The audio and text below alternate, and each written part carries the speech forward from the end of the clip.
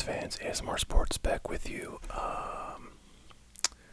One of my resolutions for 2024 was to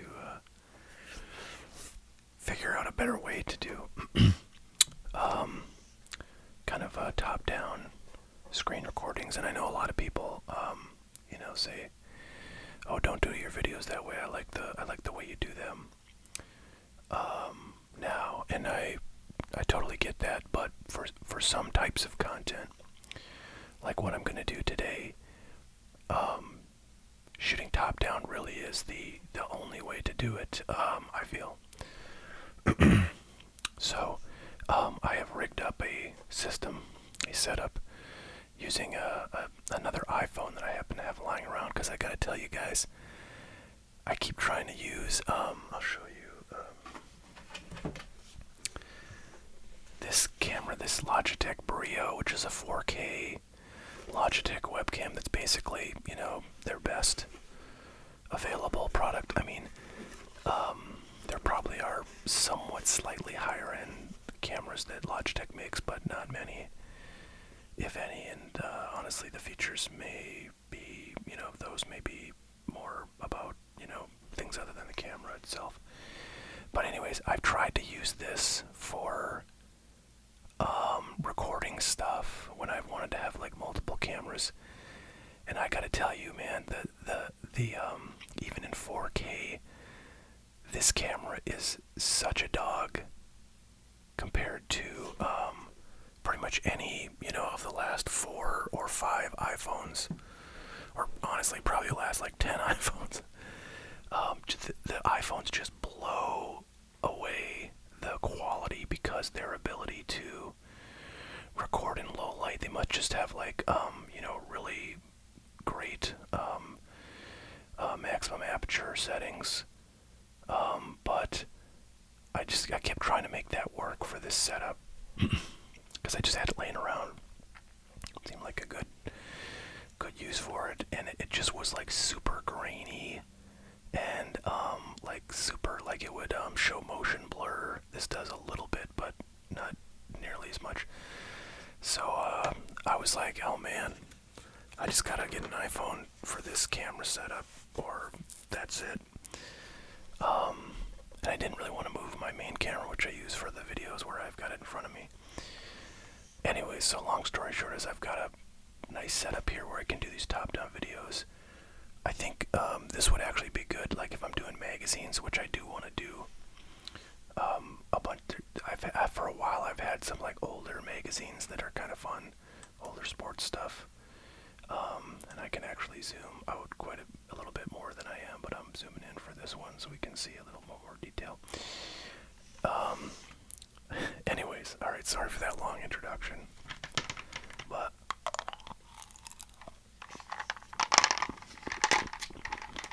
I did want to share that. So, yeah, I'm only going to do this top-down thing if I'm doing like a binder. This is a binder of sports cards. Or if I'm doing a magazine, because it's perfect for that. It shows the whole thing. I recently did a video of a old Star Wars Empire, or Return of the Jedi magazine.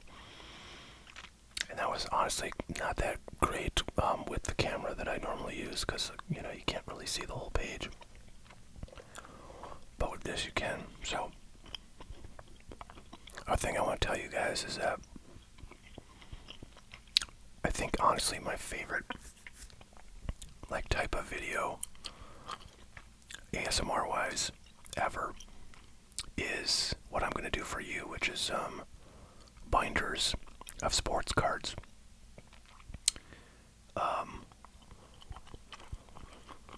Being flipped through.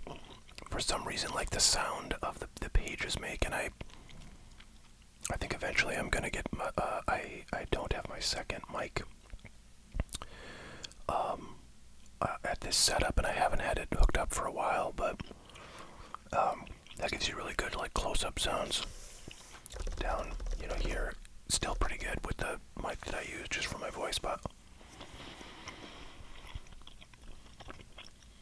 anyways, if you're like me and you find these kind of like page turning videos, I know there's a lot of magazine, like page-turning ASMR videos, but very few sports card ones, and I intend to fix that. So let's get into it, folks. This is a binder that I picked up, gosh, I don't know, probably like 3, 4, 5 years ago,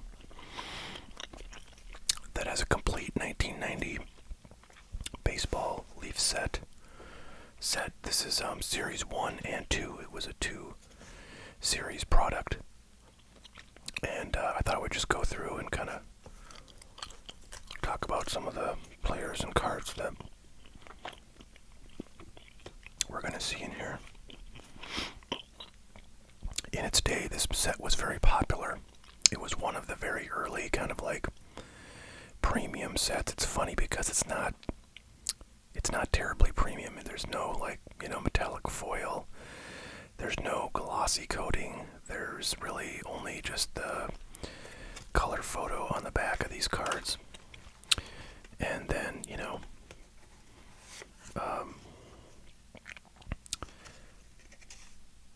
somewhat decent photos, I guess. I gotta remember to hold things up there if I want to give you a close-up. So there's really nothing premium about these by today's standards, but back in the day,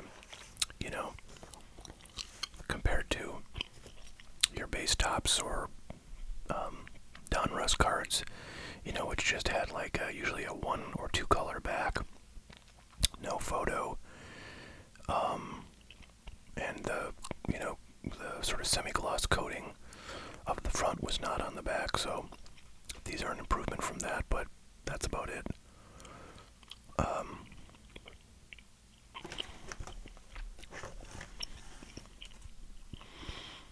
Carlton Fisk, Hall of Famer right there. Tom Gordon. Glavine was a rookie. Tom Glavine was a rookie in 1988. And Gordon was a rookie in 89. And I remember he was really a pretty, hot ticket back in the early 90s. I feel like he started his career as a starter, because I don't think anybody would get excited about a reliever, but he ended his career as a reliever.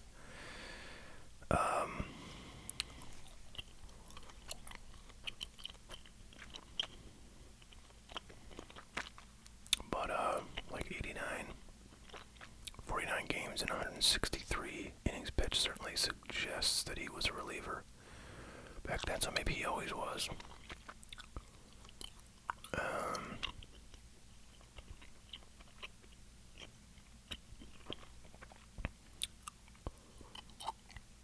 But actually, no, I take that back, because he was 17-9. So here's where the setup is not as great, but so yeah, he was definitely a starter in '89 with that 17-9 record. This doesn't show saves, but presumably he did not have many. So yeah, he was a big deal, and he never really kind of had that huge hobby success of like Doc Gooden, but he became a very good reliever that played for the Yankees in their sort of mid, I think, 90s era. So I think it was him and John Wetland that kind of had the back end of the bullpen there for a lot of very good years for the Yankees. Roberto Kelly, speaking of Yankees, boy, this guy was big news for a few years, but ultimately didn't have too much of a career with the Yankees. Of course, anytime you get a big, kind of offensively minded outfielder in New York, there's going to be excitement about them, at least back in the 90s, and he was the latest of what would be, quite a few names that got Yankee fans excited about his debut, but uh-oh.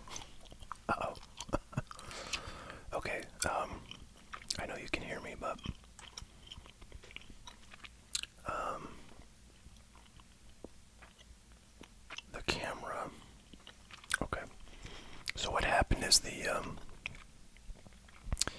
the camera I normally shoot with kind of like took over the stream here. It was misbehaving, and then the camera I have up, or the phone I have up here, disconnected. So I just disconnected the camera that had taken over, and reconnected it. Hopefully that doesn't happen again. It might, but we're all friends here, so we'll figure it out. There's Nolan Ryan, obviously a first ballot Hall of Famer, and all-time strikeout leader in the major leagues, I believe. Yeah, I'm pretty sure that's right. Greg Maddux, another Hall of Fame pitcher, over 300 wins. This was back in his Cubs days, before he got traded, I think, to the Braves. I don't know, I can't remember if he was traded or signed, but that's really where he started a total domination campaign of the National League.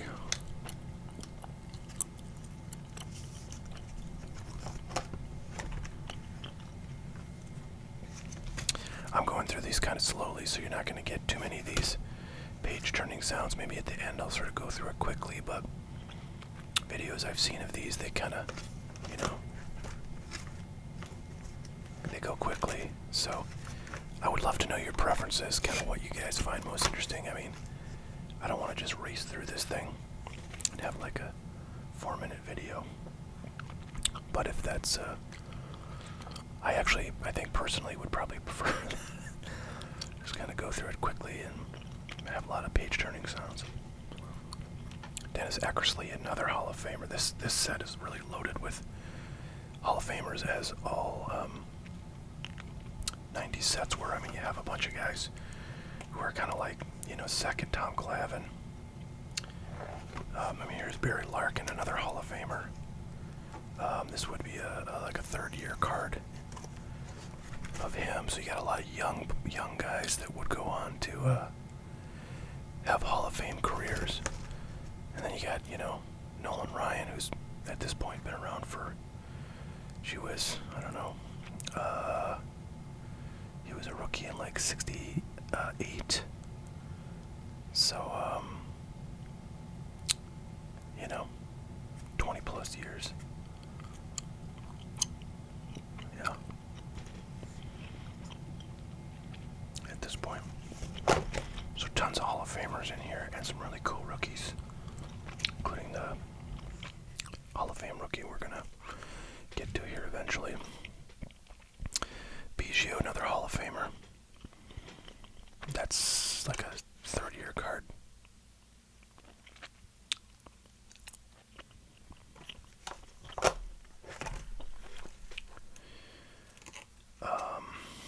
Wade Boggs, another Hall of Famer. I'm trying to see if there's any like rookies. There's Mark McGuire, Big Bopper, Big Basher. Downey Baseball, love that card. I would say production quality of this set was, you know, probably a bit better than, you know, a lot of the kind of low-end sets of the era. A little bit better centering, nice clean white borders. Robin Yount, another Hall of Famer. I feel like there's almost, Roberto Alomar is another Hall of Famer. I feel like there's almost like a Hall of Famer per page here. There's Ricky on the back of that checklist.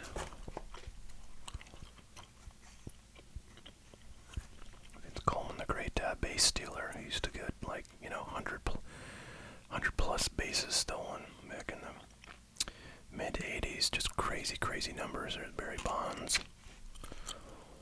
Not in the Hall of Fame, but certainly a Hall of Fame caliber player. Ryan Sandberg, Hall of Famer. I'm just wondering what, like,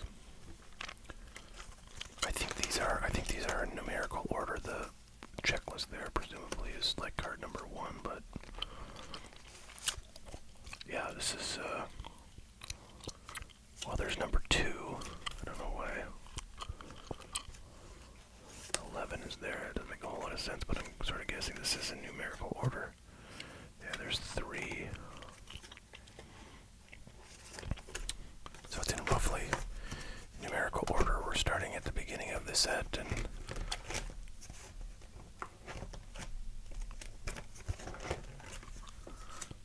going higher towards the end.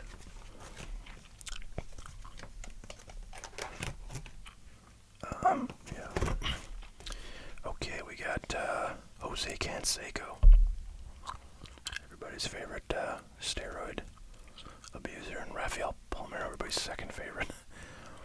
These guys, well, Canseco would probably not be in the Hall of Fame if even if he did not have steroid issues, but Rafael Palmeiro certainly would be. He had an amazing career, really an incredible hitter. Probably not a lot of, kids who got in the hobby more recently and have any idea who Rafael Palmeiro was, but boy, he was just a beast for a long period of time. There's Greg Vaughn. Would that be? No, his rookies were 1989. He was one of the top rookies in 1989. So that would have been probably a decent card to have back in 1990. Who else here?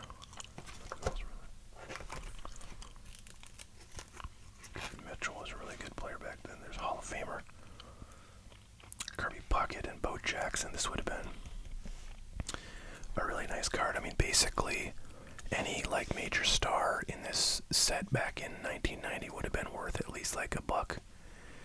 And some of the really hot guys like Bo Jackson, I mean, just this guy was just on. His cards were on fire back in 1990 because he was just an incredible athlete that just did amazing things on the field and had monster home runs, and like could throw from like the wall in center field to the plate without a hop. It was insane.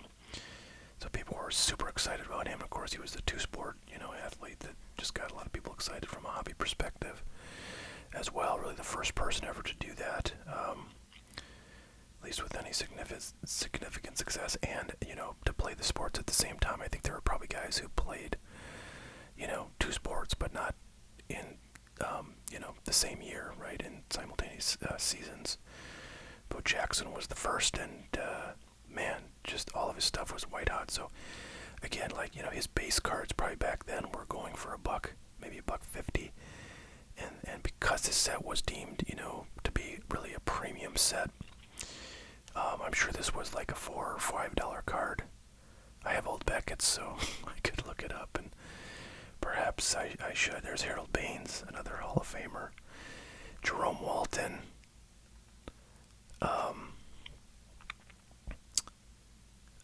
He's always, somebody I fondly remember because,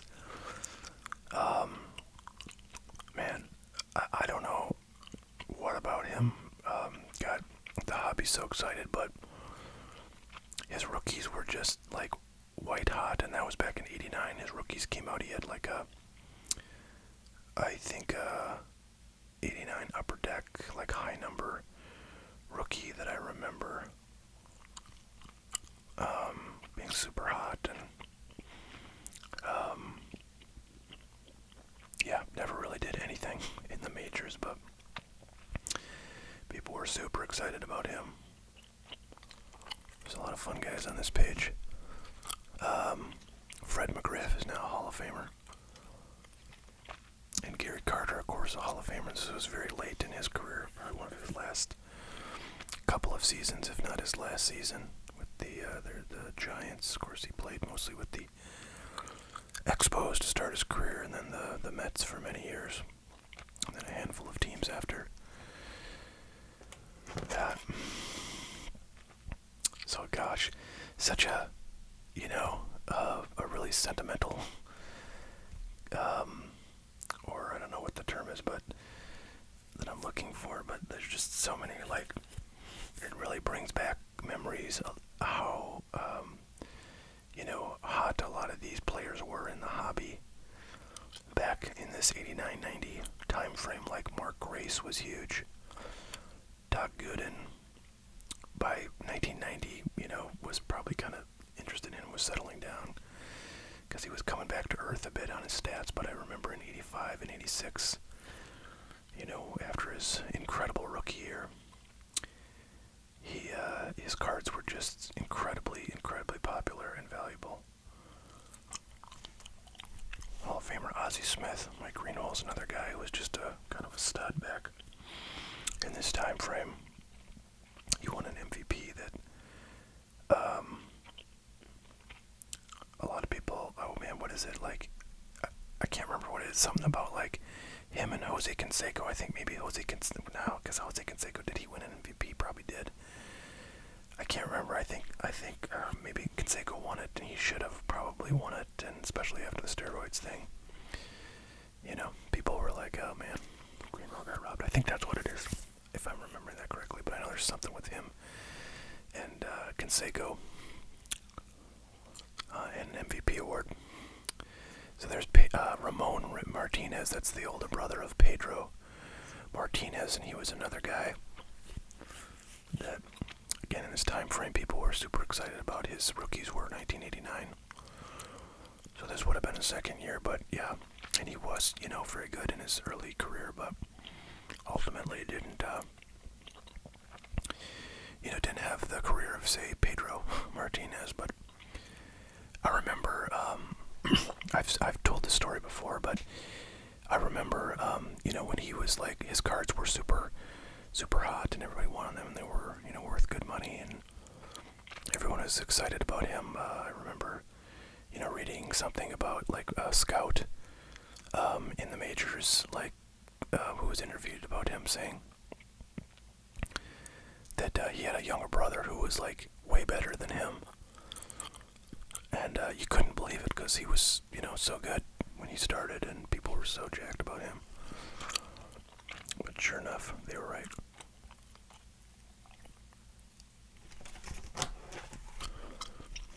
Tony Gwynn, Hall of Famer. Gary Sheffield, that would have been a second-year card. There's another Hall of Famer, Ricky Henderson.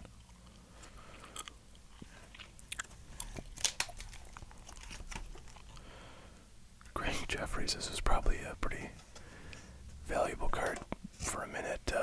His rookie cards came out in 88 before he had played, and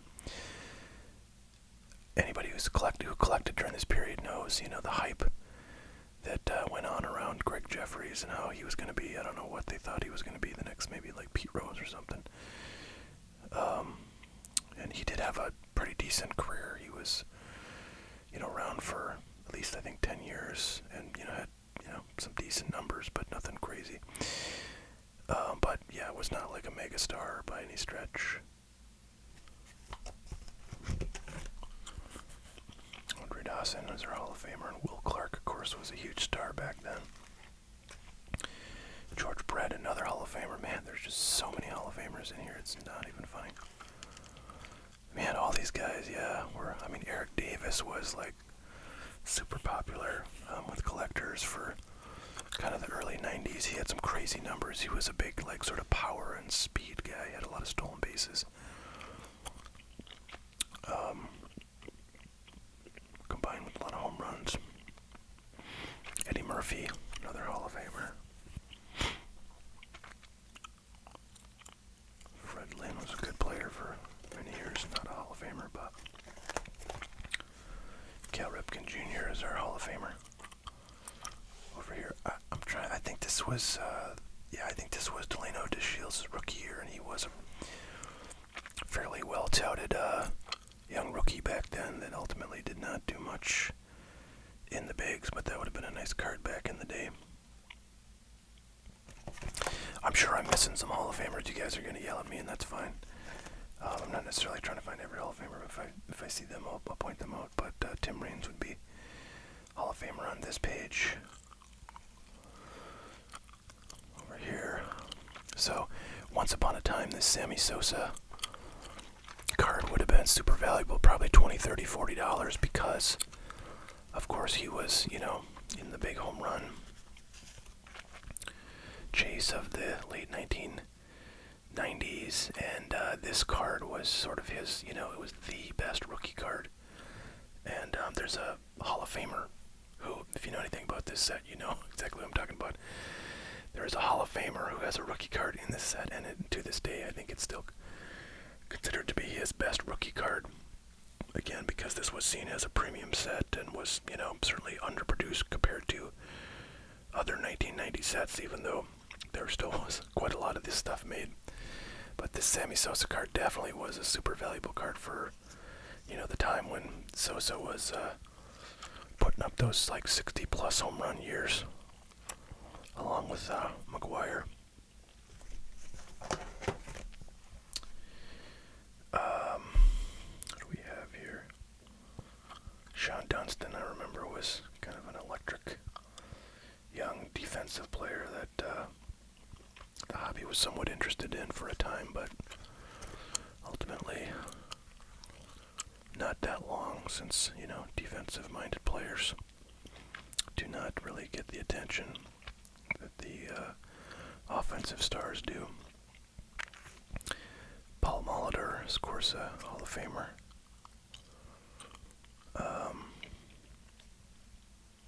Dale Murphy, kind of one of those guys that's always on the cusp of the Hall of Fame, but ultimately not quite enough to get in. Ken Griffey Jr.'s second year card there, that would have been a really nice card back in the day, of course, because Ken Griffey Jr. was, white hot from the day he came on the baseball scene. And again, this being a premium set and him only being, a second year player at this point would create some value for that card. Ben McDonald. I'm trying to think, his rookies were 89, but he was, the top pitching prospect in his draft class, and people were super excited about him, but ultimately didn't really do a whole lot. Dwight Smith is the guy I was trying to think of when we hit, where did he go here? Jerome Walton back here. So Jerome Walton and Dwight Smith, were both rookies in the same time period, and both of their cards were just like kind of white hot for a short window there in about 89 and early 1990. So I really think of them as two peas in a pod. Ruben Sierra, of course, was a highly touted rookie and did have some very good years offensively, but never really, became a superstar or put on like Hall of Fame type numbers. So stuff was never really too valuable. Lenny Dykstra is like I listen to the Howard Stern show, and Len Dykstra is like, I don't know, he's totally insane, kind of like sex addict guy that they apparently have as like an honorary member of the Whack Pack, which is like this collection of total goofballs that, they sometimes do content on the Howard Stern show about them, and yeah, it's kind of funny. That's where Len Dykstra's ended up. Nolan Ryan, this is a special card of him, the no-hit king. Presumably it's honoring a no-hitter that he hit in like 80, or that he threw in 89. So we'll count him as the Hall of Famer for this page. Over here, let's see, we've got no Hall of Famers on this page. There's a Billy Ripken card, second year after his, or the year after his 89 Fleer F-Face scandal. No Hall of Famer here. So I think we might soon begin, because we're over halfway through this binder. I think we either are in already, or we will be getting soon to the Series 2, which is where the biggest card in this set is located, and that's the Hall of Famer that I mentioned to you. Having a rookie card in here, Dave Justice, would have been a nice one. 1990 was his rookie year. I feel like he may have, no, I don't know if he had any 89 cards, kind of pre-rookies, but his, sort of standard rookie cards are 1990 and this card definitely would have had a lot of value. This was one of the hottest cards in here back in the day. Now, not so much, since he didn't really put together a Hall of Fame career. But boy, his stuff was super hot. And he did have some very good years for sure. And there we go. There's the guy I'm talking about, Frank the Tank Thomas. It's actually not his name. Big Hurt is his name. So this card is the best card in the set. Actually, it looks pretty nice. A little bit off center, but no damage to the edges or corners that I can see from with the naked eye. I'm not sure I've ever looked at this card up close, but it's in pretty solid condition. Little wear on the top corner here on the right side, mostly showing on the back. But yeah, kind of fun to get that out. I bought this set quite a while ago again, but have not. I don't think had a chance to look at it.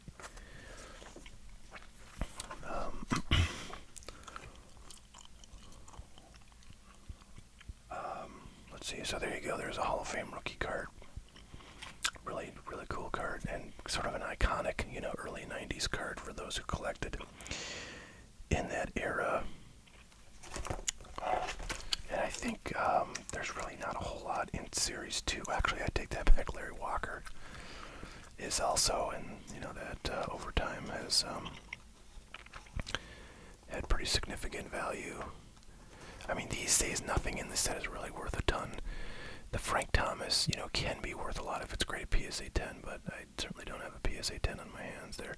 This one is really nicely centered, but yeah, this would be the other major, probably, card in the set, or in the Series 2 set. The Sosa is the kind of main card in the Series 1. And of course, all those tons of Hall of Famers. I don't think there's going to be really many Hall of Famers in here other than that Frank Thomas. And I'm having a blank. I think Larry Walker's in the Hall of Fame too, right? So, there you go. Somebody will, I'm sure, correct me if I'm wrong. I've been seeing a lot of insane stuff, like in that Star Wars magazine video, I believe I said that Yoda made his debut in the Return of the Jedi. Of course, he was, I think he was in there for a bit right at the beginning, because that's when Luke leaves. But the whole sort of Jedi training that Luke does with Yoda is in Empire Strikes Back. I guess I gotta watch all the movies again. I'd love to actually watch all three of them. And by the way, I've been seeing, I think, ads on Facebook for they're doing rescreenings of, in theaters of, the 3 original Star Wars movies. So I might have to go check those out. I'm trying to see who's on here. Well, there's Bobby Wood Jr.'s dad right there. Well, yeah, sort of Series 2 is focused on, guys who are probably traded. Oh, so this would have been a really awesome card back in the day. So I think his baseball rookies were 1990. His football rookies were 89. And that would have been a super hot card back in 1990. Since all his stuff was, super hot, because he was on the Yankees. He was, the next Bo Jackson as far as we knew.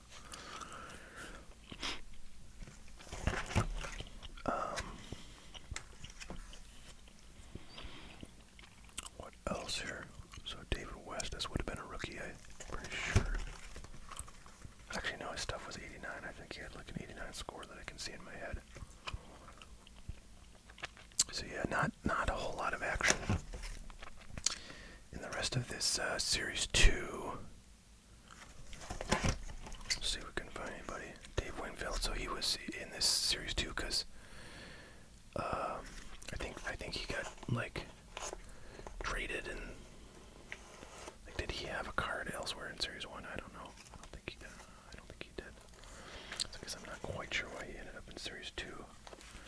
Unless they just held back some of the big names.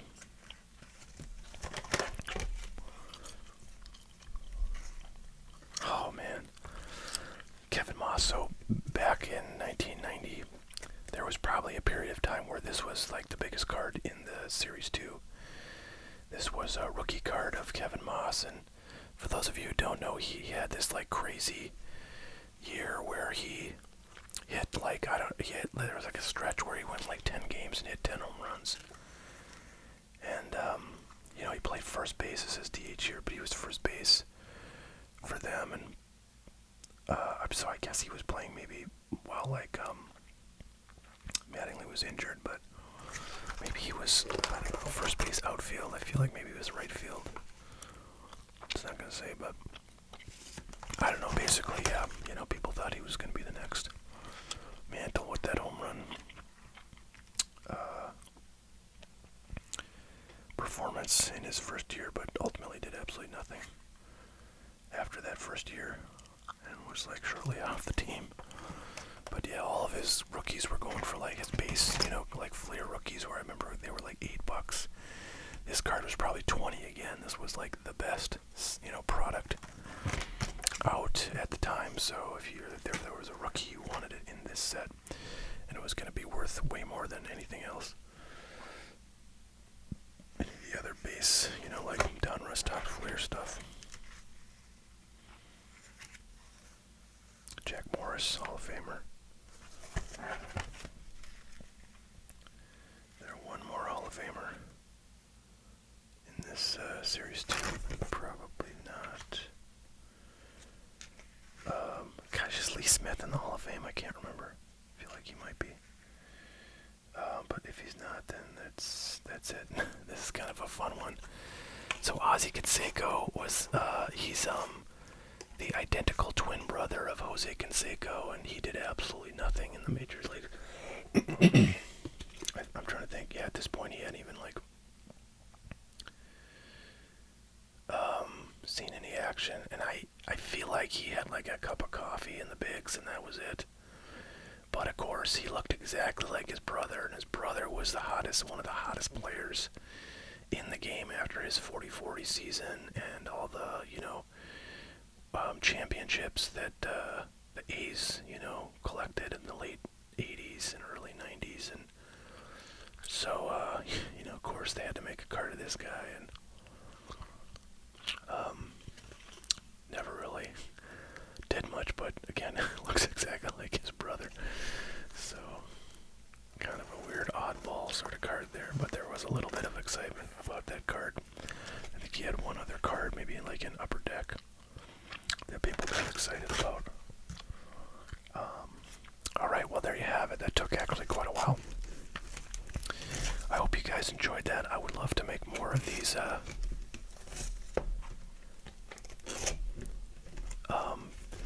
binder videos. I don't have too many binders, but I've thought about, I have maybe like 6, 7. Some of them I've gone over in videos before.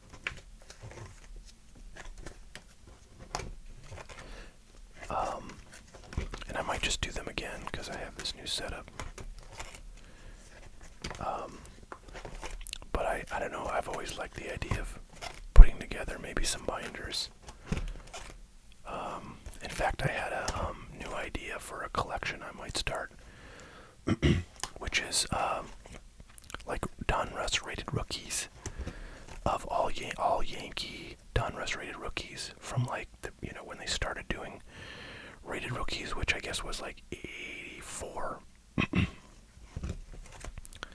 think that's right. I don't think they had them before then.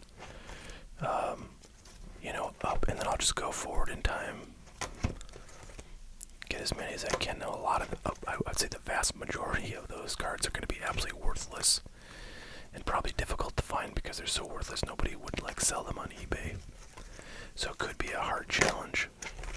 But that's where I kind of might ask some of you all to like look through your collections and see if you can find any Donruss rated rookies of Yankee like nobodies, and send them to me, and maybe we could trade. I'll give you like some cards of players you like in exchange. Otherwise, I don't know how I'm gonna find these things. I don't really want to sort of buy them on eBay because the shipping's worth more than a lot of those cards. But that is my idea. I